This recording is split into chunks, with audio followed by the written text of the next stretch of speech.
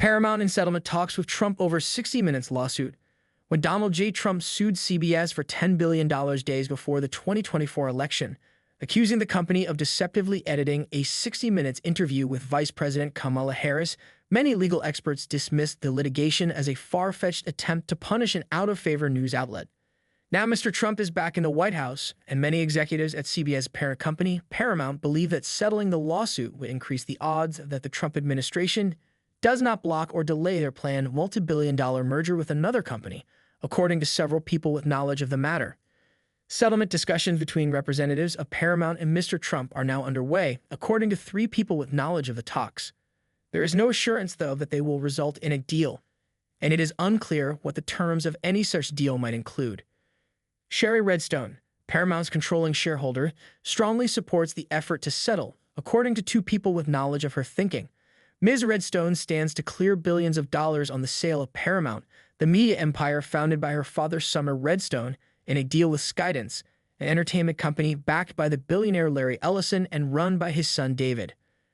A settlement would be an extraordinary concession by a major U.S. media company to a sitting president, especially in a case in which there is no evidence that the network got facts wrong or damaged the plaintiff's reputation. It could also cause an uproar within CBS News and among the 60 Minutes staff. Journalists at the network have expressed deep concern about the notion of their parent company settling litigation that they consider tantamount to a politician's standard-issue gripes about a news organization's editorial judgment, according to several people familiar with internal discussions. Edward Paltzik, Mr. Trump's lawyer on the case, wrote in a statement on Thursday, "Real accountability for CBS and Paramount will ensure that the president is compensated for the harm done to him and will deter the fake news from further distorting the facts to advance a partisan agenda." President Trump looks forward to seeing this case through to a just conclusion. During a 60 Minutes interview at the center of the lawsuit, which aired in October, the CBS correspondent Bill Whittaker asked Ms. Harris a question about the conflict in the Middle East. In a preview of the interview that aired on Face the Nation, CBS's Sunday morning show, Ms. Harris was shown giving a different answer than the one she gave in the version of the interview that was broadcast the next evening on 60 Minutes.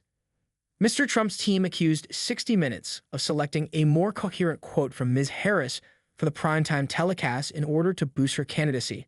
CBS News said that Ms. Harris had given one lengthy answer to Mr. Whittaker's question, and that the network followed standard journalistic practice by airing a different portion of her answer in primetime because of time constraints. The interview was not doctored, CBS News said in a statement in October, adding that it did not hide any part of Ms. Harris' answer.